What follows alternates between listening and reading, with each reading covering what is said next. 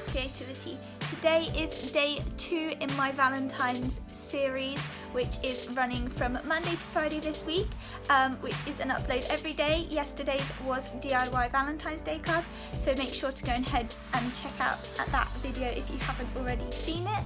Please make sure to subscribe as well so that you don't miss the next few days of videos, and without further ado, I'm just gonna hop right into the Valentine's Day decor, which is today's video. So you want to start by grabbing a piece of paper big enough to fit in your frame. Mine was actually a record frame that I got last year from Poundland, and it was nice and big, that's why I chose this one.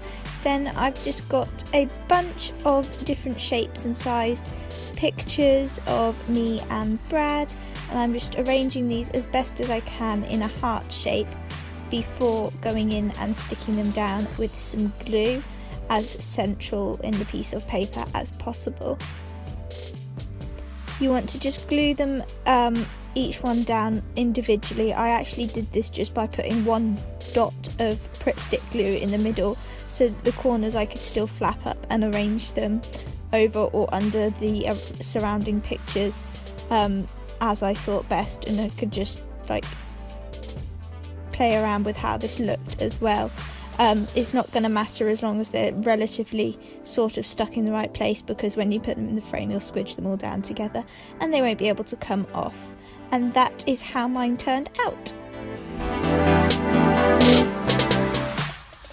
For this next DIY, you want to grab some cut out hearts out of cardboard. I used a pizza box and I'm just wrapping my yarn all the way around this.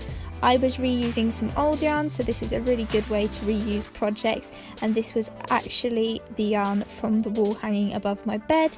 You just want to wrap it around until you can no longer see the cardboard on one side, and do this loads of times until you have loads before hot gluing them onto one long piece of wool to create your garland.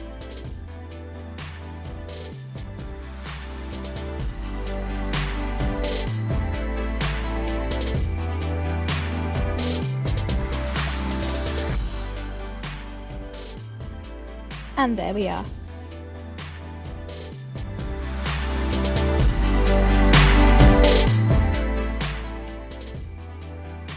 So for the last DIY, you just want to grab a quarter of an A4 piece of card and fold it in half and in half again to create this triangle shape before cutting a rounded edge off of that.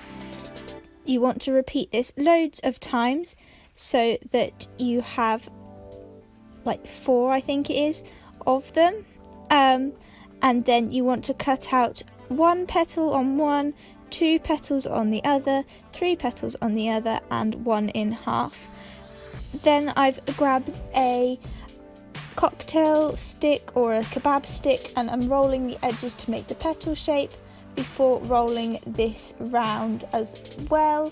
And you want to do this individually for all of the different pieces and glue the bigger ones with 2 faces together with the Pritt stick as well. Once you've then curled all of your petal edges, you just want to assemble it by gluing on the edges of the outer side of these, cutting off the bottom before you do so, and sort of placing them on the diagonal each time as you go in, and you just want to keep reducing them in size until you get to the middle piece, which you want to slot inside the 2 as well, and that creates your rose.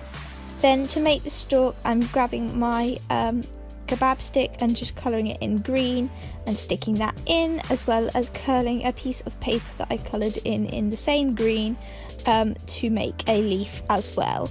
Then I'm just Pritt sticking this to the stick and cutting the stick as needed in order to fit in my jar. This was actually a tea jar that came in a really posh glass jar with a cork lid, and I absolutely loved how it turned out. Thanks for watching this, guys. I really love how that rose turned out. Like, literally, I'm so proud of how well that turned out. It's a little bit unreal. And it was just from paper, so it's really cheap and really affordable. If you guys did enjoy this video, please make sure to subscribe, and I will see you all next time. Bye, guys.